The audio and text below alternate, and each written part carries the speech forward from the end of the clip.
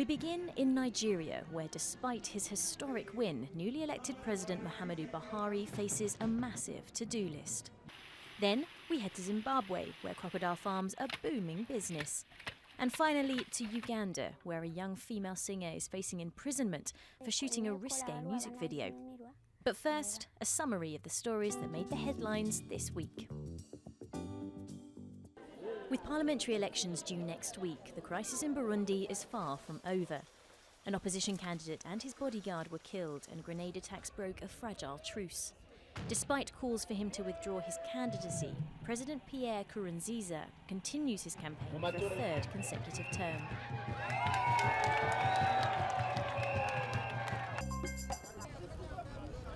A case that has lasted almost 30 years. The remains of Burkina Faso's former president Thomas Sankara have been exhumed. Lawyers are seeking to establish exactly how his assassination happened in 1987, during the coup that brought Blaise Compaoré to power. Despite a popular uprising last year, Compaoré's government has refused to open the investigation. In Ethiopia, the outgoing government has won parliamentary elections. Prime Minister Haile Mariam Desalegn is likely to head up the country once again. In Madagascar, the president himself is under fire from parliament. A majority of MPs voted for his dismissal, accusing him of incompetence. The Constitutional Court will decide if the impeachment process can go ahead. Unrest in a Tunis barracks. A soldier shot dead 7 comrades before being shot dead himself. The army said he'd been suffering from psychological problems and was forbidden to carry firearms. The Interior Ministry did not make terrorist links. Finally, Africa has found a new leader to guard its purse strings. Nigerian Akinwumi Adesina will succeed Rwanda's Donald Kaberuka as head of the African Development Bank.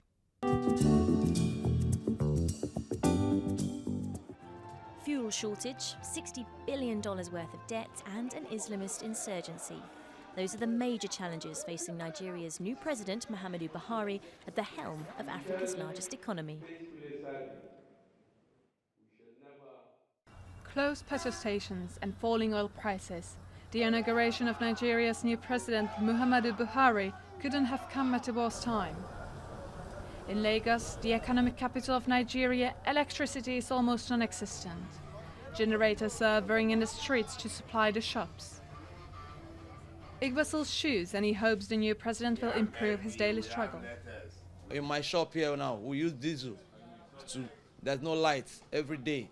But in my village, people are suffering. No work, no good school, no good food, no good hospital. The challenges for the new president are huge. Muhammadu Buhari has made the fight against corruption his main point in the campaign. However, that's a sensitive topic for this oil exporter, strangled by misuse of money. We know there's a lot of corruption in the oil industry. We expect that the first few things they should tackle is corruption and power in the country. It's a major issue. The seemingly difficult fight could improve the state finances. If you fight corruption and set the right tone, you will reduce the expenses of Nigeria by at least 30%. At least 30% of the money that comes into Nigeria is stolen. Once you attack that, then you have 30% increase in your revenue. Another major challenge, the war against Boko Haram. A former military ruler, Buhari, has promised to end the Islamist uprising that killed more than 15,000 people. The army has regained control of a large part of the country, but the Nigerians want to see more concrete efforts. Boko Haram is being combated already. You can see the army, they have actually recorded success in the area of Boko Haram. And we expect that when they come on stage, we will consolidate on the success that have already been recorded. To many, Muhammadu Buhari's controversial military rule in the 1980s now seems to be proof he can deal with Boko Haram. But with 30% of the population unemployed, he will also have to tackle Nigeria's serious economic problems.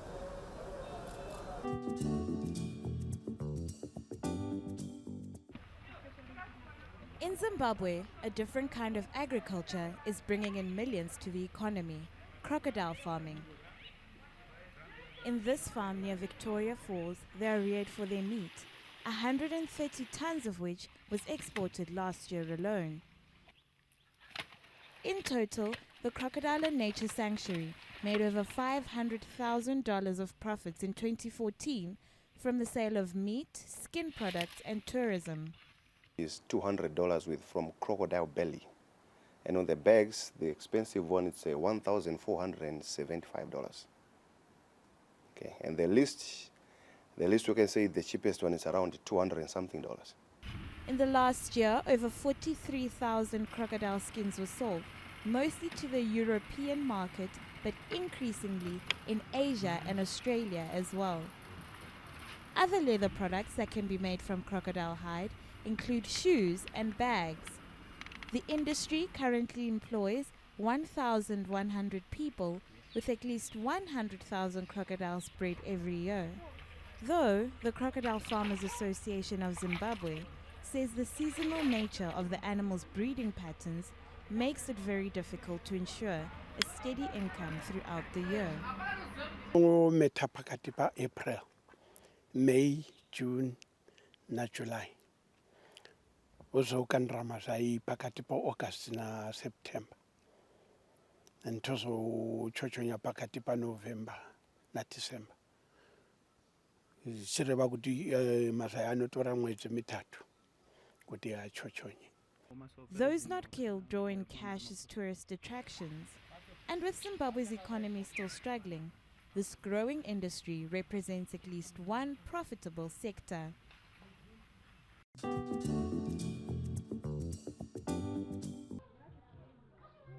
Walking home through the slum in a Kampala suburb, Ugandan singer Jemima Kanslimi has long dreamt of international celebrity. In recent months, her wish was granted, but not for her musical ability.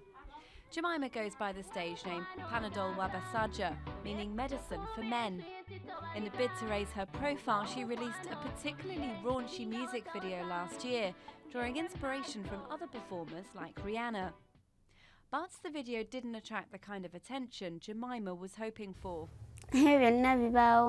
It was a very bad experience for me. First of all, it was not my intention that the entire video would be that explicit. I was trying to see if such a video would market my music and if I could get something good out of it. So when I was arrested and taken to prison and the conditions were bad, I regretted it. What I expected to get out of it turned out to be a disaster. I didn't do it intentionally, I just wanted to see if such a thing would market my music.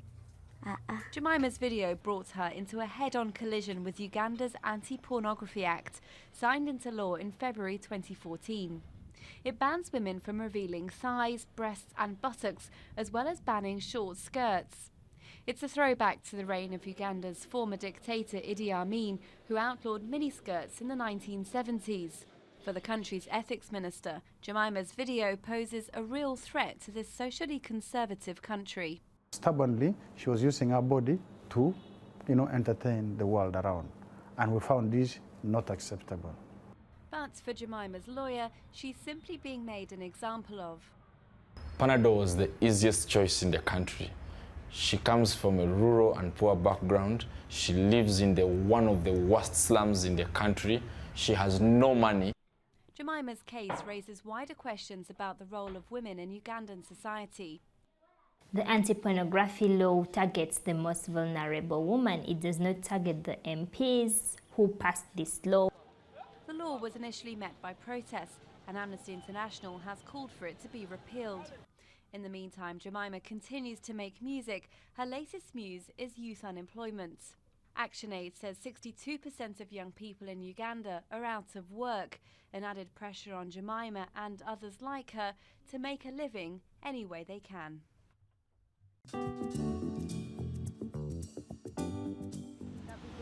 7 FIFA officials have been arrested, suspected of corruption.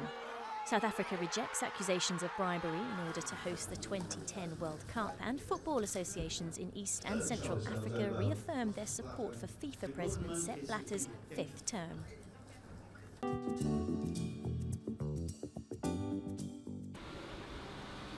In the next edition of Africa Weekly, we travel to Djibouti, which has its sights set on being the Dubai of Africa. We then don our glad rags to check out the latest designs at South Africa's Fashion Week in Soweto.